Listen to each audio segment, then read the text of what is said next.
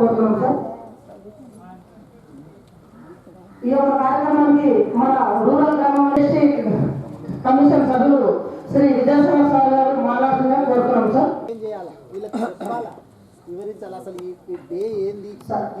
జీవించాలి అనే ఉద్దేశంతో రాజ్యాంగం కల్పించిన హక్కు. అందుకోసం మనం ప్రతి నెల కూడా ఒక గ్రామంలో, మండలంలో ఒక గ్రామంలో 30వ తారీఖు నాడు జరుపుకుంటున్నాము. ఇది మీ అందరికీ తెలిసిందే.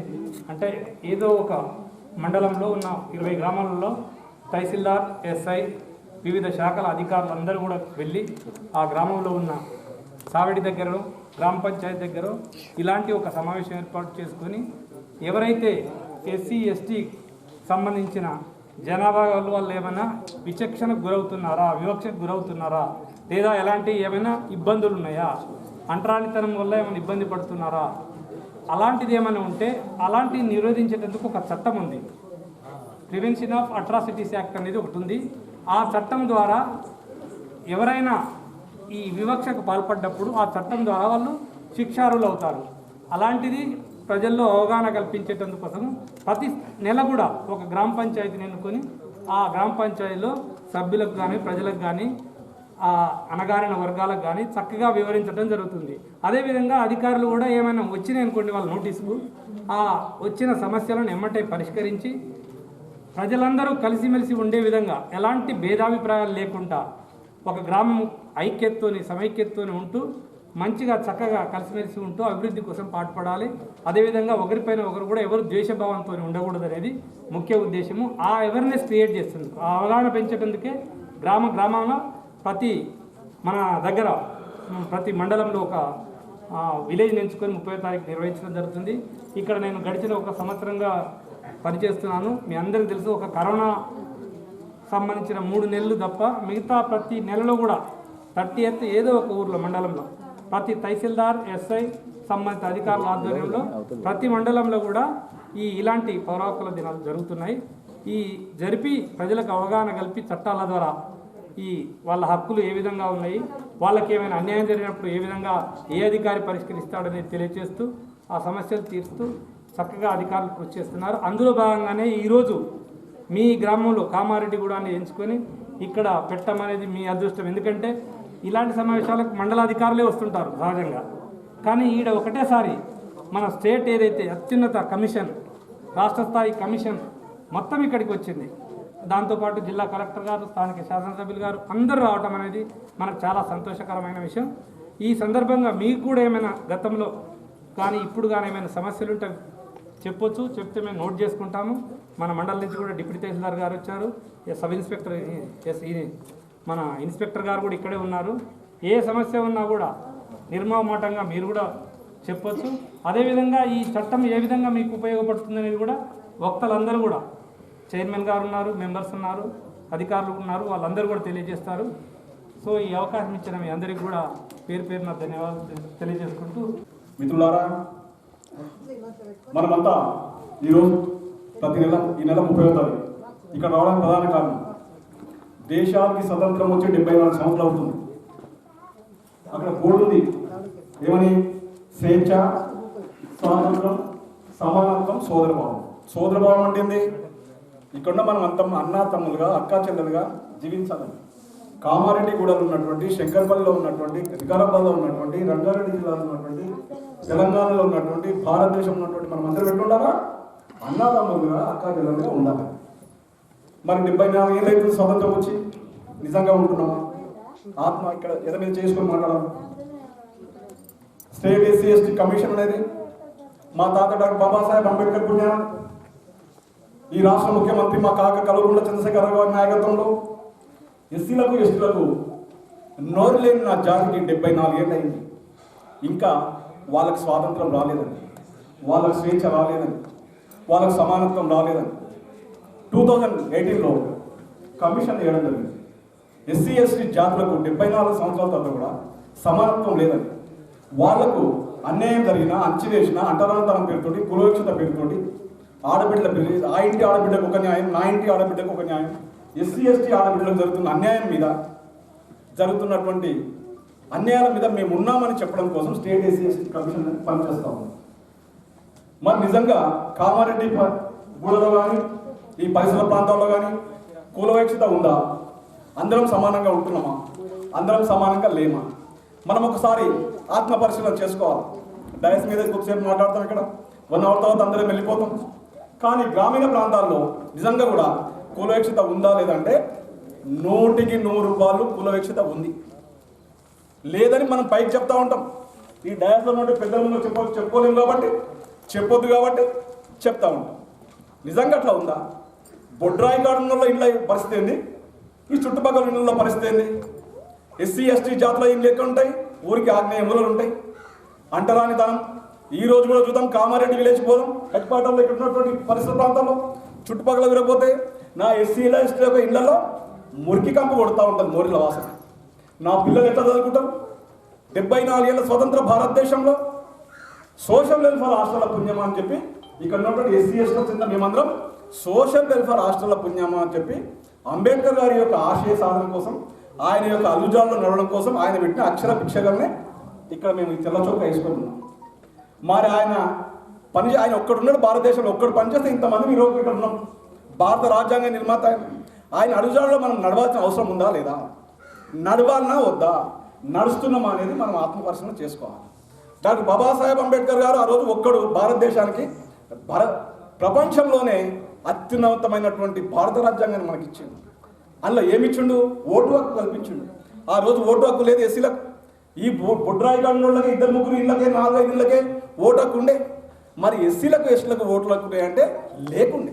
ఎందుకు లేకుండే అంటే ఓటు అనే ఆయుధం నీ చేతిలో ఉంటే నువ్వు ఆర్థికంగా నీ బ్యాంకులో, వికారాబాద్ బ్యాంకులో కానీ హైదరాబాద్ బ్యాంకులో కానీ మనకు డబ్బులు ఉన్నా లేకపోయినా ఓటు అనే రోజు ఆ నాయకుడు మన ఇంటికాడికి వస్తే మన అవసరాలు తీరుస్తాడనే ఉద్దేశంతో 74 ఏళ్ళు అయింది మన అవసరాలు తీరలే. కారణం ఏంది? నేను ఇప్పుడు as state SC ST commission సభ్యుడిగా చెప్తా ఉన్నా, మన పిల్లలను బాగా చదివించుకోవాలి. ఈ రాష్ట్ర ముఖ్యమంత్రి మా కాక కల్వకుంట్ల చంద్రశేఖరరావు గారు ఎంతో కష్టపడి పిల్లలను చదివించాలని లక్షలాది కోట్లాది రూపాయలు ఖర్చు పెడతా ఉన్నారు. భార్య భర్తలు కడుపు కట్టుకోండి, ఉపవాసం ఉండండి, పిల్లలు మాత్రం ఏం చేయండి? ఈరోజు మనం 10 ఎకరాల భూమి సంపాదించలేము, 5 ఎకరాల భూమి సంపాదించలేము, 50 ఎకరాల భూమి సంపాదించలేము. భార్యాభర్తలు కడుపు కట్టుకొని పొద్దుముఖంగా కొన్ని అలవాట్లు ఉంటాయి ఊర్లలో మనకు. ఆ అలవాట్లను బంద్ చేసుకొని ఏం చేయాలా? మన పిల్లలు బాగా చదివించుకోవాలి. మన పిల్లలు చదివించుకుంటే వాళ్ళు కూడా పైకి వచ్చి మన ఫ్యామిలీలో పెద్ద దిక్కు అవుతారు. కాబట్టి స్టేట్ ఎస్సీ ఎస్టీ కమిషన్గా నీకు చేతులెత్తి మొక్కుతా ఉన్నా. ఈరోజు మనం ఆస్తి అంతస్తులను పట్టుకునే స్థితిలో లేము, సంపాదించుకునే స్థితిలో లేము, ఎకరాల భూములు సంపాదించలేము. బంజారాయిల్లో, జూబ్లీహిల్స్లో, వికారాబాద్లో బంగారు కట్టే స్థితిలో మనం లేము. కానీ కేవలం మనం ఏం చేయాలా? మన పిల్లలు బాగా చదివించుకోవాలా, వాళ్ళకు మంచి సరి అయిన విద్యను అందించాలా, మనం ఆరోగ్యంగా బాగుండాలా. ఈ ఊర్లో ఉన్నటువంటి అన్ని కులాలతోటి అన్నదమ్ములుగా మెలగాల, అక్కదమ్ములుగా మెలగాల. గిల్లి కజ్జాలు పెట్టుకోవద్దు. అట్రాసిటీ యాక్ట్ అనే వజ్రాయుధం సుదర్శన చక్రం లాంటిది. దాన్ని అనవసరంగా మిస్యూజ్ చేయొద్దు. దాన్ని ఏం చేయొద్దు? అనవసరంగా మిస్యూజ్ చేయొద్దు. అంత మాత్రాన కామారెడ్డి గూడలో అడవి పంట చేను కోయడం కోసం కానీ, రోడ్ల కోసం కానీ, పని కోసం కానీ, పొట్టగూడ్స్ కోసం పోతున్నటువంటి నా ఎస్సీ ఎస్టీ అమ్మాయిల పట్ల ఎవరైనా జోలికి వస్తే ఊరుకునే ముచ్చటే లేదు. ఎందుకోసం అంటే అది నిజమైన బాధితుల కోసం ఉపయోగపడాలి. కానీ ఈరోజు ఎవరికి ఉపయోగపడుతుందా ఎస్సీ ఎస్టీ అట్రాసిటీ యాక్ట్ అనేది? కొంతమందికి ఉపయోగపడతా ఉంది. న్యాయంగా ధర్మంగా ఎస్సీలకు ఎస్టీలకు ఉపయోగపడాల్సినటువంటి అవసరం ఉంది. నీతి నిజాయితీగా దాన్ని ఇంప్లిమెంటేషన్ చేయాల్సిన అవసరం ఉంది. పోలీసులు కూడా ఏం చేయాలంటే ఎస్సీలను ఎస్టీలను మేము ఈ పోలీస్ స్టేషన్ల పరిధికి వచ్చినప్పుడు చులగనగా చూడడం జరుగుతూ ఉంది. వికారాబాద్ పరిసర ప్రాంతాల్లో కానీ ప్రభుత్వ కార్యాలయాల దగ్గర కూడా ఏంటంటే నా ఎస్సీలు ఎస్టీలు వస్తే ఇప్పటికీ డాక్టర్ బాబాసాహెబ్ అంబేద్కర్ పుణ్యాన మేము కొంతమంది మీ ప్రజాప్రతినిధులు కూడా అయినాం, ఎగ్జిక్యూటివ్ అయినాం, ఎంప్లాయిస్మెంట్ వచ్చింది, ఉద్యోగులమైనాం. కానీ ఇతర వర్గాలతో సమానంగా ఉన్నామా అంటే నిజమంటే ఏంటంటే లేము.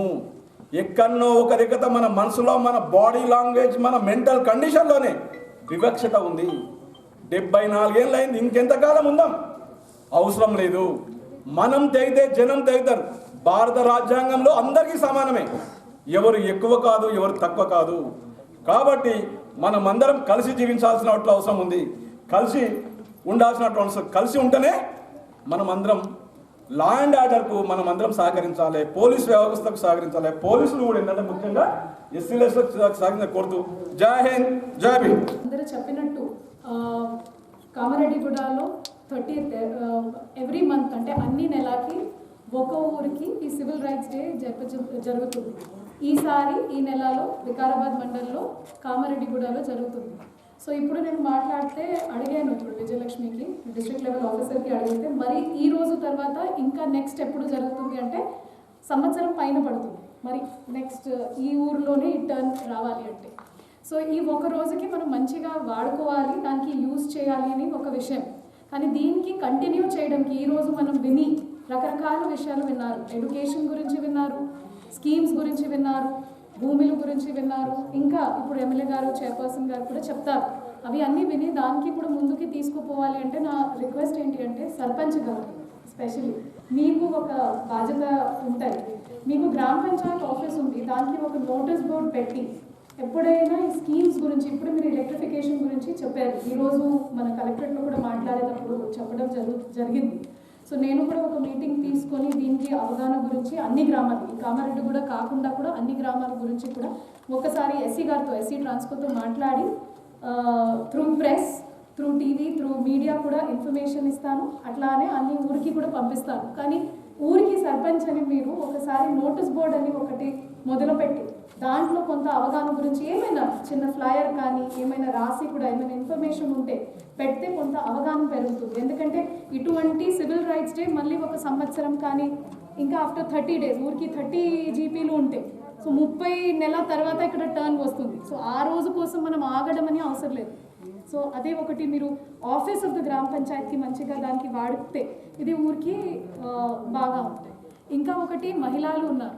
సో ఇటువంటి ఎప్పుడైనా మీటింగ్ జరిగినప్పుడు వెదర్ సివిల్ రైట్స్ డే కానీ ఎక్కడైనా ఉంటే మహిళలు పాల్గొనడం చాలా ఇంపార్టెంట్.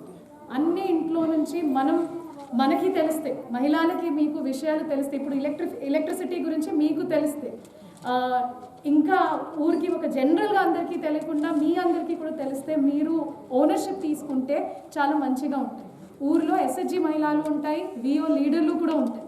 ఇటువంటి విషయాలు చైల్డ్ రైట్స్, పిల్లలకి తొందరగా చిన్నప్పుడు పెళ్లి చేయడం, తర్వాత ఎడ్యుకేషన్ గురించి మాట్లాడితే డ్రాప్ అవుట్స్ గురించి ఇవి అన్నీ మనం ఎస్హెచ్జి మీటింగ్ నెలకి జరుగుతుంది, ఎవ్రీ మంత్ జరుగుతుంది. సో ఇటువంటి ఒక సివిల్ రైట్స్ డే కోసం ఆగకుండా ఇది రెగ్యులర్గా education and child rights and child marriage గురించి మనం ఎస్హెచ్జి మీటింగ్లో కూడా డిఆర్డిఓకి తెలుసు దీని గురించి. సెకండ్ ఎస్హెచ్జి మీటింగ్లో ఇది డిస్కషన్ చేయడం కూడా జరుగుతుంది. కానీ దానికి మీరు అందరూ పాల్గొని ఏదో ఒకటి కలెక్టర్ చెప్పారు కానీ ఎమ్మెల్యే చెప్పారు మనం ఒకరోజు చెప్తాము వెళ్ళిపోతాము. మనమే ఓనర్షిప్ తీసుకోవాలి అందరూ, వెదర్ ఇట్ ఈస్ సర్పంచ్, ఉప sarpanch plus standing committee members కూడా ఉంటాయి. మీకు మహిళలు గ్రామ పంచాయత్ చట్టం కింద, తెలంగాణ పంచాయతీరాజ్ చట్టం కింద స్టాండింగ్ కమిటీస్ ఉన్నాయి. ఆ స్టాండింగ్ కమిటీస్లో మహిళలు వార్డ్ మెంబర్లు ఆ కమిటీస్కి భాగంగా ఉంటారు. వాళ్ళకి మీరు కొంత ట్రైనింగ్ ఇచ్చి మీతో పాటు మీరు తీసుకొని ముందుకు పోయి ఇటువంటి పిఓఏ యాక్ట్ తర్వాత సివిల్ రైట్స్ యాక్ట్ దాని భాగంలో మన పనులు మన హక్కులు మనకు తెలియాలి. ఎలక్ట్రిఫికేషన్ ఉండొచ్చు, ఎడ్యుకేషన్ ఉండొచ్చు, కొత్త స్కీమ్ ఏమైనా ఉండొచ్చు. ఈసారి ఎస్సీ యాక్షన్ ప్లాన్ కింద ఇప్పుడే శాంక్షన్ చేయడం జరిగింది. సో మీరు అందరూ రిక్వెస్ట్ ఏంటి, నా ఎంపీడీఓ కూడా ఉన్నారు. సో ఎంపీడీఓ కూడా మరీ గ్రామ సభ పెట్టి ఇది కండక్ట్ అంటే ఐడెంటిఫికేషన్ చేయడం జరుగుతుంది బెనిఫిషరీస్కి. కానీ పండాళ్ళు తర్వాత పోల్ట్రీ యూనిట్స్ ఇంకా అదే that is back yard poultry అని చెప్తారు, కోర్లు, ఇవి అన్నీ కొనడం, ఇవి అన్ని కింద స్కీమ్ శాంక్షన్ అయి ఉంది. సో మీ అందరి దగ్గర నుంచి ఎలిజిబుల్ ఉన్న వాళ్ళే ఎంపీడీఓ ఐడెంటిఫై చేస్తారు. సో సర్పంచ్ గారు, మీరు, ఉప sarpanch and the entire team, మొత్తం పంచాయత్ ఫంక్షనరీస్ అంటే పంచాయత్ సెక్రటరీ, ఎంపీడీఓ, ఎంపీఓ, మీరు అందరూ కలిసి సరి అయిన బెనిఫిషరీస్ ఐడెంటిఫై చేసి కూడా ముందుకి పోతే that is in it self civil rights అనే హక్కుకి రెస్పెక్ట్ ఇవ్వడం. సో మనం అందరూ మన పని చేసిన ముందుకు. సో మీ అందరితో రిక్వెస్ట్ ఏంటి అంటే ఒక్కరోజు కోసం ఆగకుండా మన పని మనం చేస్తూ ఎస్హెచ్జి మీటింగ్ కానీ గ్రామ సభ కానీ ఏమైనా జరిగినప్పుడు ఫుల్ ఫ్లెజెడ్గా పాల్గొని ఈ డేకి రియల్ రెస్పెక్ట్ మీరు ఇవ్వడానికి కోరుకుంటున్నాను. కొత్త సంవత్సరం వస్తుంది కాబట్టి మీ అందరికీ ఇక్కడ మీ కుటుంబ సదస్సులు అందరికీ కూడా నా శుభాకాంక్షలు. Thank you. చెప్పేది ఏం లేదు కొత్త, కానీ సివిల్ రైట్స్ డే, పౌర హక్కుల దినోత్సవం అంటే ఏ దేశంలో అన్న మనము నివసిస్తున్నామంటే మన హక్కులేంటి, మన విధులేంటి. హక్కులు అంటే ఏంటి? దేశము మనకు కల్పిస్తున్నటువంటి హక్కులు, మనము దేశంలో ఉన్నందుకు చేయాల్సినటువంటి మన బాధ్యతలు. హక్కులు అంటే ఏంటి? 14 సంవత్సరాల లోపు పిల్లలు ఉంటారు, చదువుకోవటం అనేటటువంటిది వాళ్ళ హక్కు. ఆ హక్కుకి ఎవ్వరు కూడా భంగం కలిగించడానికి రాదు. 14 సంవత్సరాల లోపు పిల్లలను చదివించకుండా ఎక్కడన్నా పనిలో పెడితే అది నేరం కింద వస్తుంది. ఆ హక్కుకు మనం భంగం కలిగించిన వాళ్ళం అవుతాం. అట్లాగే ఓటు వేయడము అనేటటువంటి భారతదేశం లోపల హక్కు. నువ్వు ఓటు వేయొద్దు అనేవాడని చెప్తే ఆ ఓటు హక్కుకు భంగం కలిగించినట్టు. సో ఇట్లా చెప్పుకుంటూ పోతే నువ్వు ఈ దేశం లోపల ఎక్కడైనా పోయి నివసించవచ్చు. లేదు నేను వికారాబాద్లో కాదు హైదరాబాద్లో ఉంటే నువ్వు హైదరాబాద్లో ఉండొద్దు అనేవాడని అనుకో, దానికి కూడా భంగం కలిగించినట్టు. ఇట్లా ఇప్పుడు ఇట్లే కాకుండా బాధ్యతలు ఉంటాయి. మనము ఓటును 2 రకాలుగా కూడా చెప్పుకోవచ్చు. ఓటు హక్కే కాక భారతదేశ పౌరులు బాధ్యతగా కూడా ఉండాలి. ఎందుకంటే నేను రాజకీయాలలో ఉన్నా కాబట్టి అక్కడక్కడ చూస్తున్నాం, ఓటు వేయడానికి ఎక్కడ రారు, నిలదీయడానికి మాత్రం వాట్సాప్లలో ఫేస్బుక్లలో పెట్టడానికి మాత్రం అది బాత్రూమ్లలో కూర్చొని వాట్సాప్ ఫేస్బుక్లలో పెడుతుంటాం, ఓటు వేయడానికి మాత్రం రాదు. కాబట్టి నేను ఈ సందర్భంగా ఈ వేదిక ద్వారా జనాలకు చెప్పేది ఏంటంటే, మన హక్కుల గురించి ఎంత పోరాడతామో మన బాధ్యతలు కూడా తెలుసుకొని ఉంటే మంచిది అనేటటువంటిది నా ఉద్దేశం. ఎందుకంటే ఇంట్లో ఒక ఎగ్జాంపుల్ చెప్తున్నా మీకు. మనము తల్లిదండ్రులు పెద్దోళ్ళు అయిన తర్వాత చూడటం అనేటటువంటిది కొడుకులు కానీ కూతుళ్ళ కానీ బాధ్యత. చూడకపోతే ఎన్నోసార్లు అక్కడక్కడ కోర్టులు వాళ్ళకి చివాట్లు పెట్టి శిక్షలు వేసినటువంటివి చూసినాం. పెద్దగా అయినటువంటి తల్లిదండ్రులను చూడడము కొడుకుల యొక్క బిడ్డల యొక్క బాధ్యత. కాబట్టి ఈ హక్కుల గురించి వాళ్ళు చెప్తున్నట్టు ఈ ఊర్లో ఉన్నారు. ఇందాక చాలామంది సభ్యులు చాలా విషయాలు చెప్పి, నేను కొత్తగా చెప్పేది ఏం లేదు, కలెక్టర్ గారు కూడా చెప్పిండ్రు, తర్వాత ఇప్పుడు చైర్పర్సన్ గారు కూడా చెప్పబోతున్నారు. అంటే ఈ ఊర్లో ఉంటున్నాం. ఇంతకుముందు ఎట్లుండే కొన్ని అంటే ఇప్పుడు లేకపోవచ్చు. ఇందాక మన సభ్యులు చెప్పినట్టు అక్కడక్కడ ఏంది 2 గ్లాసుల సిస్టము అని పెడుతుంది. అంటే అగ్రకుణాల వాళ్ళు 1 గ్లాసులో తాగాల, ఇంకొక వాళ్ళు వచ్చేసి ఇంకో గ్లాసులో తాగాలి. ఇప్పుడు చాలా వరకు అయితే ఎక్కడ కనిపించట్లేదు. ఎక్కడైనా ఉంటే ఇక్కడ సభ్యుల మెంబర్ దృష్టికి తీసుకురావచ్చు. ఒక గుడి ఉంది అంటే ఆ గుడిలోకి ఎక్కడానికి ప్రతి ఒక్కరికి అనుమతి ఉండాలి. అది ఆ ఊళ్ళో ఉన్నటువంటి వాళ్ళకు హక్కు. దాన్ని ఎవరైనా ఆటంకం చేసినా కానీ అది నేరం కింద వస్తుంది. కాబట్టి నువ్వు ఏ మతం, ఇప్పుడు భారతదేశంలో ఉన్నావు, భారతదేశం లోపల నువ్వు ఏ మతం అన్నా స్వీకరించవచ్చు. నువ్వు క్రిస్టియన్ మతం స్వీకరించవచ్చు, హిందూ మతం స్వీకరించవచ్చు, బౌద్ధ మతం స్వీకరించవచ్చు, ముస్లిం మతం స్వీకరించవచ్చు. నువ్వు ఇంట్లోకెళ్ళి అందులోకి ఎందుకు పోయినావు అని ఎవరన్నంటే అది కూడా తప్పు కిందనే వస్తుంది. బలవంతం మీద ఎవరైనా చేర్పిస్తే కూడా తప్పు కిందనే వస్తుంది. కాబట్టి మన ఇక్కడ ఈ ఉద్దేశం ఏంది ఈ రోజుది అంటే, పౌర హక్కుల దినోత్సవం అంటే ఈ ఊర్లో ఉంటున్నందుకు, లేదా ఈ రాష్ట్రంలో ఉంటున్నందుకు, ఈ దేశంలో ఉంటున్నందుకు, ఈ దేశం నీకు ఇచ్చినటువంటి సౌకర్యాలు అనుకోవచ్చు. ఒక మాటలు చెప్పాలి, నీ బాధ్యతలు ఏంటి అంటే నువ్వు దేశానికి చేస్తున్నటువంటి ఏంది అనేది అది బాధ్యత. మనోళ్ళు చాలామంది కొట్లాడేది హక్కుల గురించి మాత్రం కొట్లాడతాం, కానీ బాధ్యతలు మాత్రం మర్చిపోతాం. ఎగ్జాంపుల్ ఓటు హక్కే తీసుకుంటే అది బాధ్యత మర్చిపోతున్నాం మనం. అది 2 విధాలుగా పని, ఓటు హక్కు కింద వస్తుంది, ఓటు బాధ్యత కింద వస్తుంది.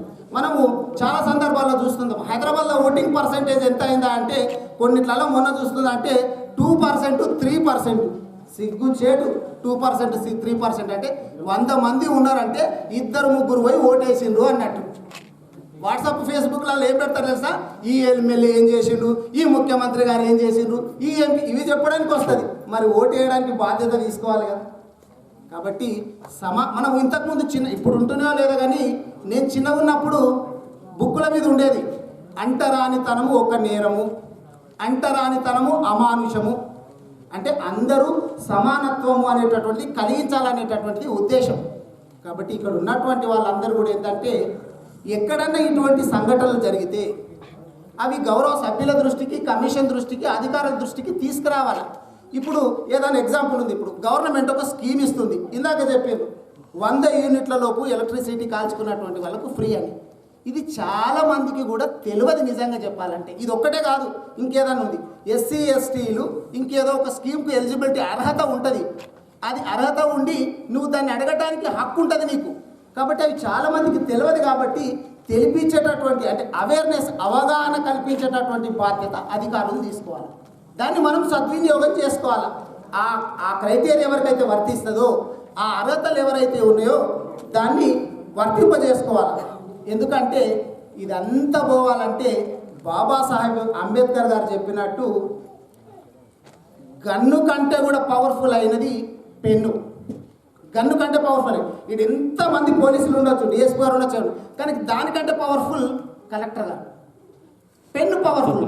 ఎగ్జాంపుల్ చెప్తున్నా, డీజీపీ గారు ఉంటారు, డీజీపీ గారి కంటే పవర్ఫుల్ సిఎస్. గన్ను కంటే కూడా పవర్ఫుల్ అయినటువంటిది పెన్ను. ఎట్లా వస్తుంది ఇదంటే ఇందాక గౌరవ సభ్యులు గారు చెప్పినట్టు చదువుతోటి మాత్రమే వస్తుంది. గన్ను ఎవడన్నా పెట్టుకోవచ్చు, నక్సల్ కూడా పెట్టుకోవచ్చు, దొంగతనాన్ని తెచ్చి పెట్టుకోవచ్చు, కానీ నువ్వు ఒక కలెక్టర్ కుర్చీలనో లేకపోతే ఒక సింపుల్ ఆర్టీఓ కుర్చీలనో ఎంఆర్ఓ కుర్చీలనో ఒక సిఎస్ కుర్చీలనో కూర్చోవాలంటే చదువు తప్ప వేరేది లేదు. ఎందుకు చెప్తున్నా అంటే ఈ విషయము ఇక్కడ ఉన్నటువంటి పేదవాళ్ళు కావచ్చు, ఏ కులం వాళ్ళైనా ఏ మతం వాళ్ళైనా మనము పడ్డటువంటి బాధలు మన పిల్లలు పడకూడదు అంటే చదువు ఒక్కటే మార్గం దానికి.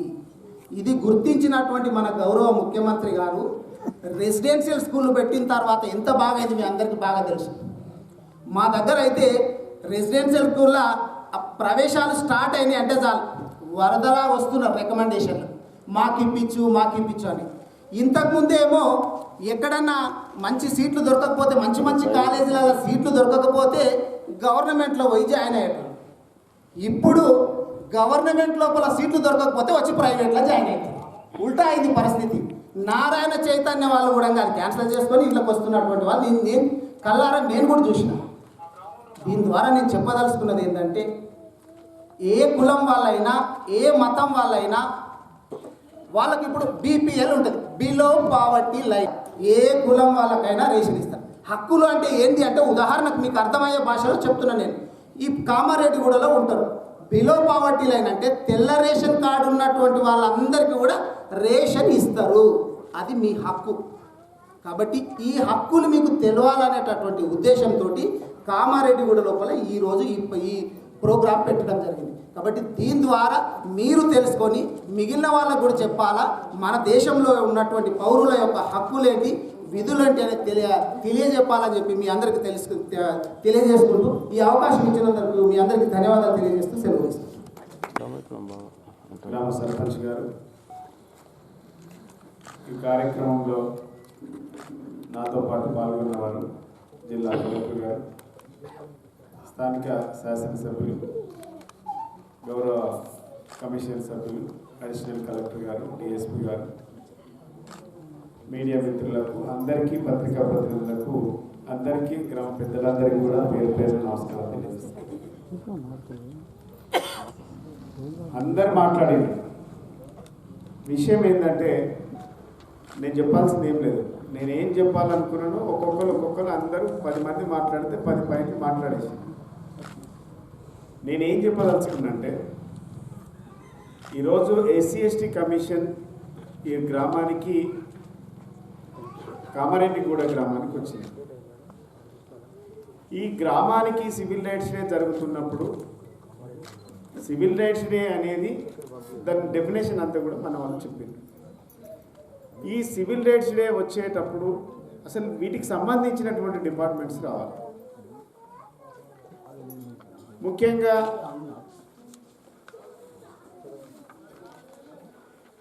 అన్నిటికంటే ప్రాముఖ్యమైనటువంటి డిపార్ట్మెంట్ ఏంటంటే ఎండోమెంట్ డిపార్ట్మెంట్. కలెక్టర్ గారు అసలు ఈ ఎండోమెంట్ డిపార్ట్మెంట్ని మీరు ఎక్కడ కూడా దాన్ని ఇన్వాల్వ్ చేస్తలేదు. జీవో వచ్చిందే ఎండోమెంట్ డిఓను ఇన్వాల్వ్ చేయమని చెప్పి. ఎక్కడ గుళ్ళకు పోయేటప్పుడు ఎవరికి సంబంధం ఉంటుంది? దేవాదాయ శాఖ మంత్రికి ఆ డిపార్ట్మెంట్కి సంబంధం ఉంటుంది. ఈ సివిల్ రైట్స్ డే ఎందుకు వచ్చింది? ఎస్సీలు గుళ్ళలో పోయేటప్పుడు అడ్డుకుంటున్నారు, గుడికి పోకుండా అడ్డుకుంటున్నారు కాబట్టి వాళ్ళ బాధ్యత చూసుకోవాల్సినటువంటి అవసరం ఉందని ఎండోమెంట్ను ఆదేశించడం. ఆ జియో వచ్చుడే ఎండోమెంట్ ఉంటుందండి. Social welfare, tribal welfare, endowment department, revenue department. ఇక్కడ ఎన్ని డిపార్ట్మెంట్లు ఉన్నాయి? అసలు అధికారులు ఎంతమంది ఉన్నారు? Revenue department, police department, social welfare, tribal welfare ఉన్నాయి.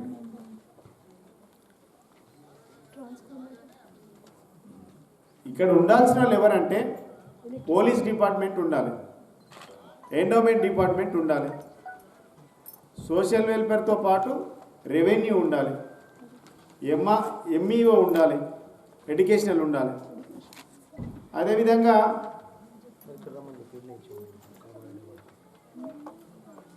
ఎంపీడీఓ ఉండాలి, పంచాయత్ సెక్రటరీ ఉండాలి,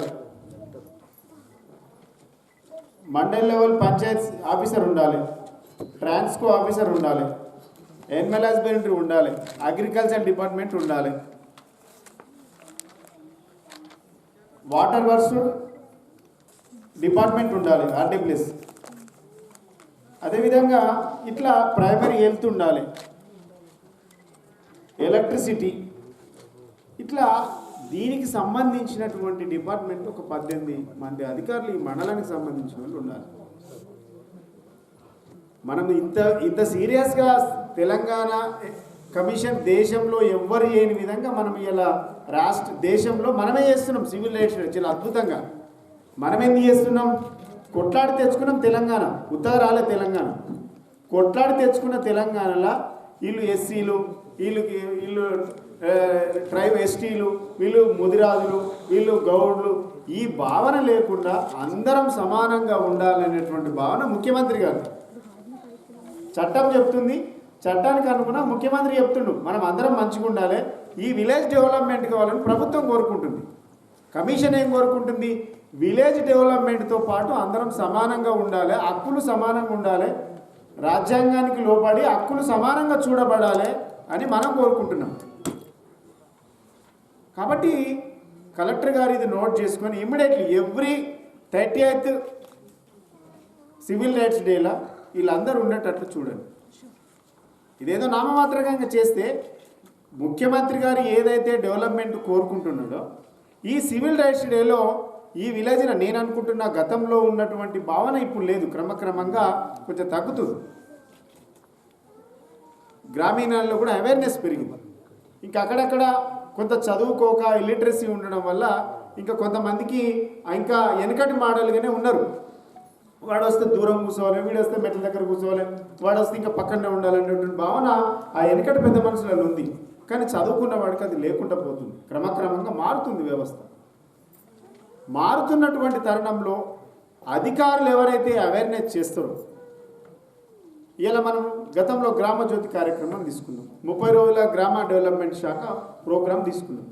ఈ 30 రోజులలో తీసుకున్నటువంటి గ్రామ అభివృద్ధిలో ఉన్నటువంటి ఏదైతే కార్యక్రమం తీసుకున్నామో మీకు అచ్చంగా ఈ సివిల్ రైట్స్ డే పనికొస్తుంది. దీన్ని మీరు కరెక్ట్ ఆలోచన చేస్తే ఒక విలేజ్కి ఒక మంత్రి, ఒక ఎమ్మెల్యే, కలెక్టర్ ఇనిషియేట్ తీసుకుంటే మాత్రమే ఇన్ని డిపార్ట్మెంట్లు వస్తాయి. కానీ ఎవ్రీ మంత్ జరిగేటువంటి సివిల్ రైట్స్ డేలో మాత్రం విధిగా రావాల్సినటువంటి అవసరం ఉంది. మా ఎమ్మెల్యే గారికి నేను నా రిక్వెస్ట్ ఏంటంటే ప్రతి నెల మీకు 5 మండలాలు 6 మండలాలు ఉంది.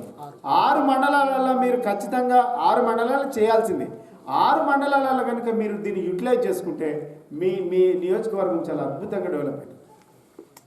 ఇదే కార్యక్రమాన్ని మనం కొంచెం మార్నింగ్ పెట్టుకుంటే అందరు ఉండేది, పొద్దుగాల కనుక 10-11 గంటల మధ్యలో పెడితే ఊరి చివరస్తా మధ్యలో, లేకుంటే మనకు రచ్చబండి అంటాం, లేకుంటే మసీద్ అంటాం, లేకుంటే ఏమన్నా సర్పంచి కార్యాలయం దగ్గర అక్కడ పెట్టుకుంటే ఊరిలో ఉన్నటువంటి అన్ని సమస్యలు డిస్కషన్. మనకేముంటుంది, ఏ మీటింగ్ అయినా ఒక సర్పంచ్ ఉంటాడు, ఎంఆర్ఓ ఉంటాడు, ఆర్డీఓ ఉంటాడు, ఇక మీటింగ్ అయిపోతుంది. వీళ్ళందరూ దీంట్లోకి రావాలి. ఒక్క రెవెన్యూ మీద వేసేది కాదు, పోలీసు వాళ్ళకో రెవెన్యూలకో అప్పచెప్పిపోతే కాదు. ఇది sub inspector of police, revenue, ఈ అధికారులందరూ పార్టిసిపేట్ కావాలి. డివిజన్ స్థాయిలో ఆర్డీఓ, డిఎస్పీ, జిల్లా స్థాయిలో అయితే ఎస్పీ, కలెక్టర్ ఖచ్చితంగా ఇలా విధిగా పాల్గొవాల్సినటువంటి అవసరం ఉంది. ఇవన్నీ చేయడం వల్ల మీ జిల్లాలో 18 మండలాలు ఉంటే 18 మండలాల ఈ కార్యక్రమం జరిగితే ఒక్కసారి ఆలోచన చేయండి. ముఖ్యమంత్రి ఏదైతే ఆదేశాలు ఇచ్చిండో 30 రోజుల గ్రామ ప్రణాళికలో ఇది మీరు కనుక చేస్తే చాలా అద్భుతమైనటువంటి రిజల్ట్ వస్తుంది. ఎందుకంటే ఇన్ని డిపార్ట్మెంట్లు ఎక్కడ కూడా ఒక స్పెషల్గా కరస్పాండ్ చేస్తే తప్ప వేరే ఈ మీటింగ్ అరేంజ్ కాదు. మరి ఇది విధిగా వచ్చేయాల్సినటువంటి తారీఖు 30 తారీఖు. కాబట్టి ఇవన్నీ చేయండి. ఎస్సీలకు నిజంగా ఎక్కడైతే అన్యాయం జరిగిందో పోలీసు అధికారులు వెంటనే చర్యలు తీసుకుంటారు. క్యాస్ట్ సర్టిఫికెట్లు కానివ్వండి, లేదంటే ఇన్కమ్ సర్టిఫికెట్లు కానివ్వండి, రెవెన్యూలో ఎక్కడైనా పాస్బుక్లో కానీ ఆన్లైన్లో ఎక్కకపోతే ఎవరైనా ఇబ్బంది పెడితే ఇమ్మీడియట్లీ ఆర్డీఓ స్థాయి నుంచి కింద అధికారులు ఎమ్మడే వాటి మీద చర్యలు తీసుకొని వాళ్ళకు ఆన్లైన్ చేసి వాళ్ళకు పాస్బుక్లు ఇవ్వండి.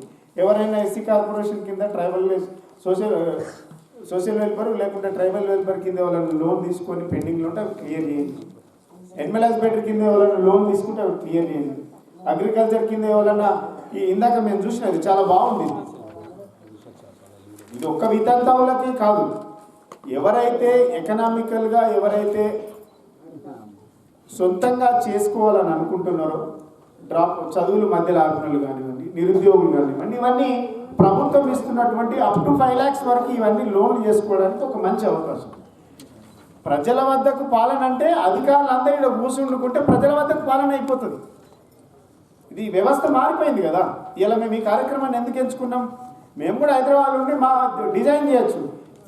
వికారాబాద్ని ఇలా ఎన్ని గ్రామాలు చేసిందని ఇలా ఫీల్డ్కి ఎందుకు వచ్చినాం? నిజంగా జరుగుతుందా లేదని తెలుసుకోవడానికి.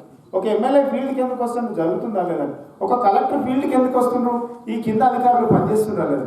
ఎవరి స్థాయిలో వాళ్ళు అద్భుతంగా పనిచేస్తే ఎవరికి మేలు జరుగుతుంది? ప్రజలకు మేలు జరుగుతుంది. మన అల్టిమేట్ గోల్ ఏంది? ప్రజలకు మేలు చేయడం, ప్రజలను చైతన్యం చేయడం, ప్రజలను అభివృద్ధి పరచడం, ప్రజలను ముందు బాటలో తీసుకెళ్ళడం. ప్రభుత్వాలు అదే కోరుకుంటుంది, అధికారులు అదే కోరుకుంటుండ్రు. మనం చేయాల్సింది మాత్రం ఎక్కడికక్కడ నిలబడిపోతే వ్యవస్థ కుంటుపడుతుంది. సో ఇవన్నీ జరగాలంటే మనం అందం పకడ్బందీగా ప్రణాళికంగా ఒక ప్రణాళిక వేసుకొని ఇక్కడ ఉన్నటువంటి మేము కలెక్టర్ గారికి పోలీస్ అధికారులకు జిల్లాలో మొత్తం ఒక సంవత్సరానికి సరిపోను సివిల్ రైట్స్ డే ఏ గ్రామంలో జరుగుతుందో ముందే డిజైన్ చేసుకుంటాం. 6 నెలలకు ఒక క్యాలెండర్ డిసైడ్ చేయండి. క్యాలెండర్ డిసైడ్ కనుక చేయగలిగితే డెఫినెట్గా మనం సక్సెస్ అవుతాం. ఈ గ్రామము కామారెడ్డి కూడా ఈ నెల అయిపోయింది.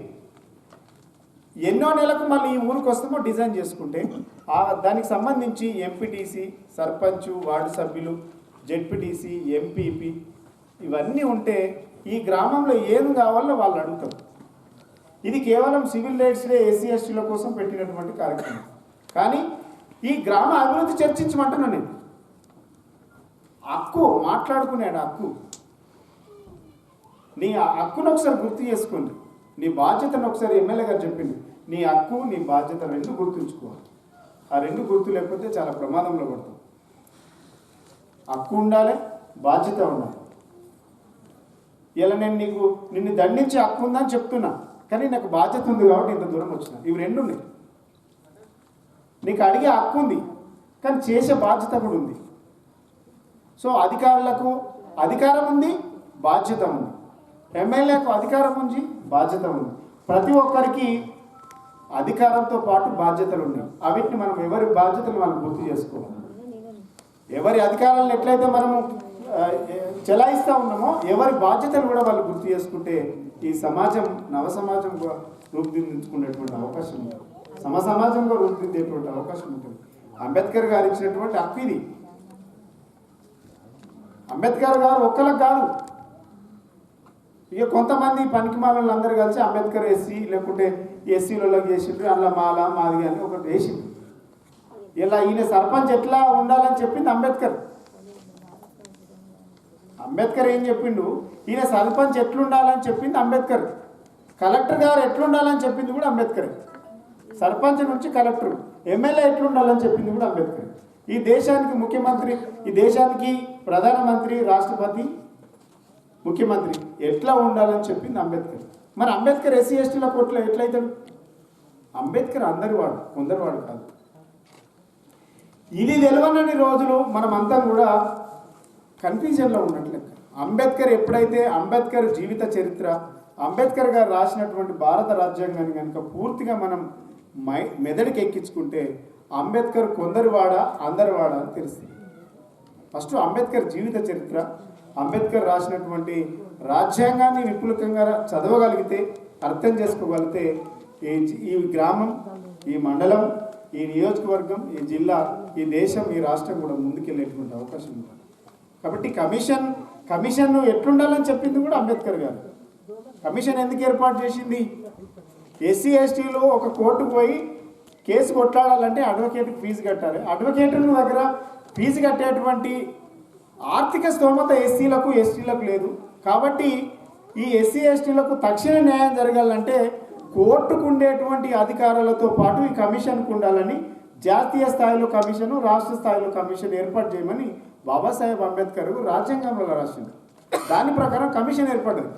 ప్రతిదానికి ఏడ దొరుకుతుంది దీనికి విరుగుడు అంటే భారత రాజ్యాంగం చదవాలి.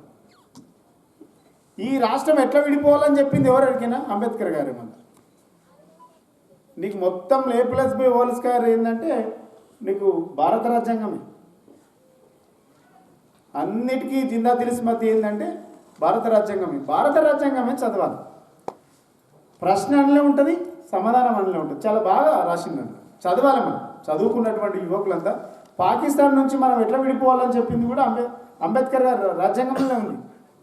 ఒకవేళ బయట దేశపోడు మన దగ్గర ఉండాలంటే కూడా ఓటు హక్కు ఎట్లా ఇవ్వాలని చెప్పింది కూడా అంబేద్కర్. అసలు అంబేద్కర్ ఎన్ని చెప్పిండు? మహిళలకు దేనికన్నా మొక్కేటువంటి రైటు నీకున్నది. కానీ ఇవన్నీ ఈ భారత రాజ్యాంగానికి లోబడి ఉండాలని చెప్తాడు. అర్థమైందా?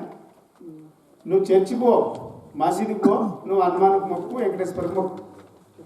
మళ్ళీ ఇవన్నీ దేని కింద పనిచేస్తాయి? భారత రాజ్యాంగం అనేటువంటి పవిత్ర గ్రంథానికి మాత్రమే లోబడి ఉండాలి. అంటే గిన్ని మాటలు చెప్పినటువంటి అంబేద్కర్ గారు కొందరివాడు కాదు, అందరివాడు. ఇది చిన్నప్పటి నుంచే పిల్లలందరికీ కూడా అలవాటు చేయాలి. అన్ని చదువు దొరుకుతుందంటే కేవలం భారత రాజ్యాంగంలో మాత్రమే, ఆ పవిత్ర గ్రంథంలో మాత్రమే దొరుకుతుంది. మన గ్రామం ఎట్లా అభివృద్ధి చేసుకోవాలి.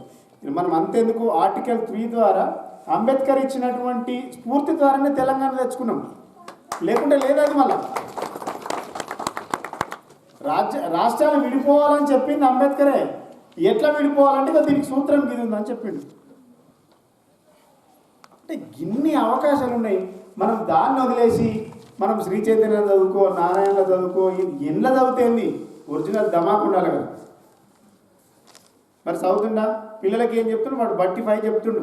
A+B² అంటే గదే చెప్తాడు. ఇంకా దానికి మించి పోడవాడిగా. ఒక స్టూడెంట్ సివిల్ చదవాలంటే సివిల్స్ చదువుతుండు. ఇంకా వేరే వీడికి సామాజిక స్పృహ లేదు. సామాజిక స్పృహ కావాలంటే ఇలాంటి పుస్తకాలు చదవాలి. అందుకే సామాజికంగా, ఆర్థికంగా, రాజకీయంగా ఎదిగినప్పుడే కొత్త సమాజం నిర్మాణం అవుతుంది అనేసి అంబేద్కర్ గారు చెప్పిండ్రు. దాని స్ఫూర్తితోనే ఇవాళ మేము అందరం ఇక్కడ ఉన్నాం. వీళ్ళందరూ కూడా ప్రజాప్రతినిధులు ఇక్కడ ఉన్నారు, అధికారులందరూ కూడా ఇక్కడ ఉన్నారు. కాబట్టి ప్రతి నెల జరగాల్సినటువంటి 30వ తారీఖు ఒక విజయవంతంగా చేయండి, ఒక స్ఫూర్తితో చేయండి. దాన్ని ఒక మహోత్సవ కార్యక్రమంగా చేయండి. చాలా పవిత్రమైనటువంటి కార్యక్రమం. మన ఊరు అభివృద్ధి కోసం జరిగేటువంటి కార్యక్రమం. దళితులు, గిరిజనులు అనేటువంటి విభేదాలు లేకుండా అందరం సమానమైనటువంటి రాజ్యాంగ స్ఫూర్తికి అనుగుణంగా పనిచేసి మన రాష్ట్రం, ఈ గ్రామం, ఈ దేశానికి ఆదర్శంగా ఉండడానికి మీ వంతు కృషిగా ప్రయత్నం చేయండి అనేసి సందర్భంగా గుర్తు చేస్తూ, మేము వచ్చిన తర్వాత 12,000 గ్రామ పంచాయతీలు ఉంటే 8,622 గ్రామాలలో సివిల్ రిజిస్టర్ చేసినాం. అంటే ప్రతి నెల 581 మండలాలు ఉంటే 556 గ్రామాలలో సివిల్ రిజిస్టర్ జరుగుతూ ఉంది. అంటే ఎంత గొప్ప కార్యక్రమం ఒకసారి ఆలోచన చేయండి. సమైక్య రాష్ట్రంలో దీన్ని ఎవరు చేయలే అని మేము మిగిలిన వాళ్ళ మీద దాడులు చేయండి, మిగిలిన వాళ్ళ మీద కేసులు పెట్టుండ్రి అని నేను ఈ ఎస్సీ ఎస్టీ వర్గాలకు చెప్పట్లేదు. ఎస్సీ ఎస్టీ కమిషన్ మిగిలిన కులాలకు వ్యతిరేకమని చెప్పట్లేదు. ఎక్కడైతే న్యాయం ఉంటుందో, ఎక్కడైతే నిజాయితీ ఉంటుందో అక్కడ మాత్రమే చేయండి అని చెప్తున్నాను. ఎవరైనా ఎస్సీలల్లా మిస్యూజ్ చేసి కేసులు పెడితే కూడా తప్పు. అది అట్లాంటివి ఎంకరేజ్ చేయకమని కూడా అధికారులకు చెప్తా ఉన్నాను. ఒక స్ఫూర్తి ఇవ్వాలంటే మనం నిజాయితీగా ఉండాలి, నికాల్స్గా ఉండాలి, కొంత కటుగా ఉండాలి. అవి ఉండడానికి ఆ విధంగా ప్రయత్నం చేయడానికి కమిషన్ ఎల్లవేళలా పనిచేస్తూ ఉంది. కాబట్టి కలెక్టర్ గారికి అదేవిధంగా ఇక్కడ డిఎస్పీ గారు ఉన్నారు. ప్రతి ఈ సివిల్ రైట్స్ డే కార్యక్రమంలో మేము చెప్పినటువంటి డిపార్ట్మెంట్ ఉంచితే ఆ విలేజ్ డెవలప్మెంట్ మీకు సగం బర్డన్ తగ్గుతుంది. ఆ బర్డన్లతో పాటు క్రైమ్ అనేది కూడా పోలీసులు క్రైమ్ అనేది తగ్గుతుంది. ఇంతమందిని కూర్చొని పెట్టి మాట్లాడినప్పుడు ఒక గంట సేపు మనం మాట్లాడితే ఒపీనియన్ తెలిసిపోతుంది, వాళ్ళు ఇంటెన్షన్ తెలిసిపోతుంది. ఆకలి ఉన్నోడే మాట్లాడతాడు, కడుపు కాలినోడే కొట్లాడతాడు. వాడు ఆకలి డెఫినెట్గా అధికారులు ఖచ్చితంగా విధిగా పాటించి ఈ కార్యక్రమాన్ని విజయవంతం చేసి సివిల్ రైట్స్ డే కార్యక్రమం ఈ దేశానికి ఒక ఆదర్శంగా నిలవాలని మనస్ఫూర్తిగా ఆకాంక్షిస్తూ ఈ అవకాశం ఇచ్చినటువంటి ప్రతి ఒక్కరికి, కలెక్టర్ గారికి, మా ఎమ్మెల్యే గారికి, సర్పంచ్ గారికి ప్రత్యేకంగా ధన్యవాదాలు తెలియజేస్తూ జై తెలంగాణ, జై భీమ్.